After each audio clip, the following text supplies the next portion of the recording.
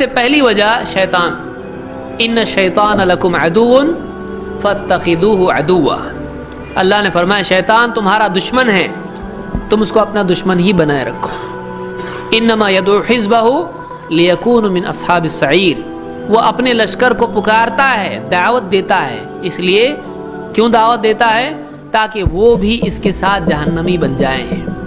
شیطان کی کوشش کیا ہے؟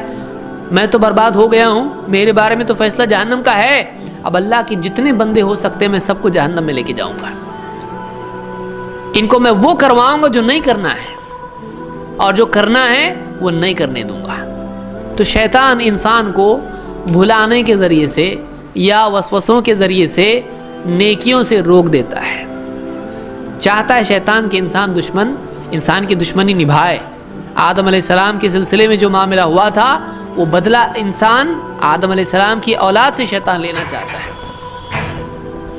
اور اس نے خود وعدہ کیا اللہ تعالیٰ سے، لَأَقْعُدَنَّ لَهُمْ صِرَاطَكَ الْمُسْتَقِيمِ، اے اللہ میں تیری صراط مستقیم پر بیٹھوں گا۔ ان کو بھٹکانے کے لیے صراط مستقیم پر شیطان بیٹھا ہوا ہے۔ اب جب آپ گزر رہے ہیں صراط مستقیم پر سے تو آپ کو چھوڑے گا نہیں، اس کو پار کرنا ہے آپ کو، اور پیچھا نہیں چھوڑتا ہے، وہ آدمی کا پیچھا نہیں چھوڑتا ہے، موت تک آدمی کے پیچھے لگا رہتا ہے، موت تک بھی نہیں چھوڑتا ہے۔ اور اگر ایک آدمی کو گمراہ کر دے پاس ہو گیا، اس کا کام بن گیا ہے۔ ہر آدمی کے پیچھے لگا ہوا ہے، اس کی پوری ایک فوج ہے۔ بعض اوقات ایک آدمی کو کئی شیطان بہکاتے ہیں۔ ہم ایسے نہیں کہ بس بیٹھے ہوئے ہیں، چل رہے ہیں، پھر رہے ہیں، نہیں، ہمارے پیچھے مستقل ایک پروگرام لگا ہوا ہے۔ کسی طرح سے یہ جہنمی بن جائے، کسی طرح سے اللہ کا باغی بن جائے، کسی طرح سے اپنے مقصد کو بھول جائے، کسی طرح سے یہ اپنے انجام کے بارے میں بے فکر ہو جائے، دنیا میں کھو کے دنیا کا ہو جائے، آخرت کو بھول جائے، برائیاں کرے، اللہ کو ناراض کر لے، پھر اسی حال میں مر جائے، توبہ کی بھی توفیق نہ ملے، جہنم میں چلا جائے۔ شیطان چاہتا ہی یہ، اللہ یہ نہیں چاہتا ہے، اللہ یہ نہیں چاہتا ہے۔ اگر اللہ یہ چاہتا تو اللہ کبھی رسولوں کو، نبیوں کو نہیں بھیجتا، اللہ کبھی انسان کو کوئی کتاب نہیں دیتا، اللہ کبھی اپنی طرف سے لوگوں کو کھٹک ان کے دل میں نہیں رکھتا، اللہ نہیں چاہتا ہے۔ واللہ یدعو الی دار السلام، اللہ تو سلامتی کے گھر کی طرف پکارتا ہے۔ اللہ چاہتا ہے کہ بندہ جنت میں جائے، لیکن یہ بندہ ہے جو اللہ تعالیٰ کی تمام تر دعوت کو ترک کر کے شیطان کی دعوت مانتا ہے اور شیطان کے پیچھے چلا جاتا ہے۔ جو آدمی گڑھے میں جانا چاہتا ہے، اللہ نے اس کے لیے گڑھے میں جانے کا راستہ کھلا رکھا ہے۔ جو کرنا ہے کرو، جیسا آدمی کرے گا ویسا انجام اس کے سامنے آئے گا۔ تو شیطان انسان کا دشمن ہے۔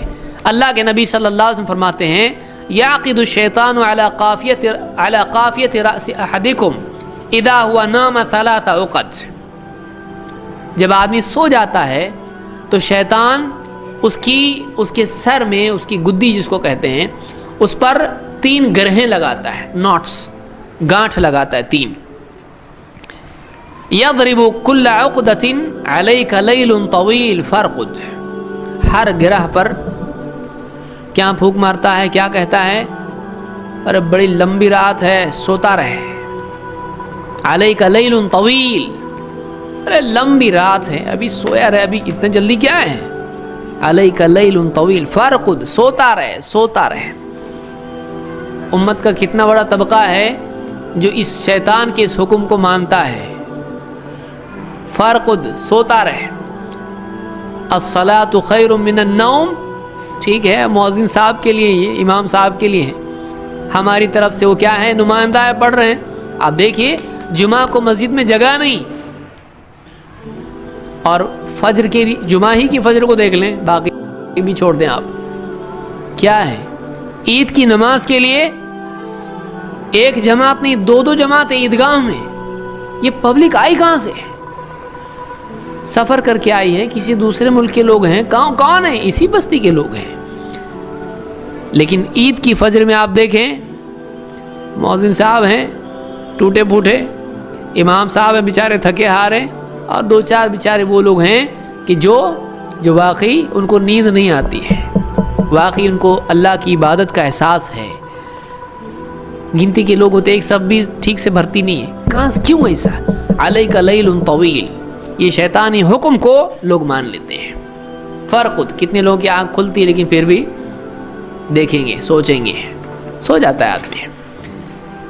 اللہ کے رسول صلی اللہ علیہ وسلم فرماتے ہیں فَإِنِ اسْتَيْقَظَ فَذَكَرَ اللَّهَ إِنْ حَلَّتْ عُقْدَةٌ، اگر آدمی بیدار ہو جائے اور اللہ کو یاد کرے، دعا پڑھے جاگنے کی، الحمدللہ الذی احیانا بعد ما اماتنا والیک النشور، دعا پڑھا آدمی نے، اس کی ایک گرہ کھل جاتی ہے. فَإِن تَوَضَّأَ إِنْ حَلَّتْ عُقْدَةٌ، پھر اگر اٹھ کے وضو بھی کر لیں تو دوسری گرہ کھل جاتی ہے، دوسرا داؤں شیطان کا کھل گیا، مکر کھل گیا اس کا. فَإِن صَلَّى إِنْ حَلَّتْ عُقْدَةٌ، پھر اگر وہ نماز بھی پڑھے تیسری گرہ بھی کھل جاتی ہے. تین تین گانٹھیں مارتا ہے ایک آدمی کے سر پہ، سوتا رہے سوتا رہے سوتا رہے. اور اگر یہ اس طرح سے عمل آدمی کر لے تو آزاد آدمی ہوتا ہے. نتیجہ کیا ہوتا ہے؟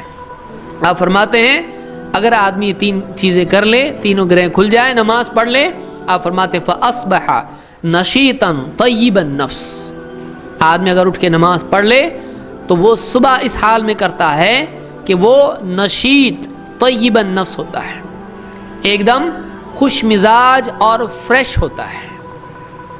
فریش ہوتا ہے آدمی، نشیط، ایک دم حشاش بشاش رہتا ہے، خوش مزاج رہتا ہے.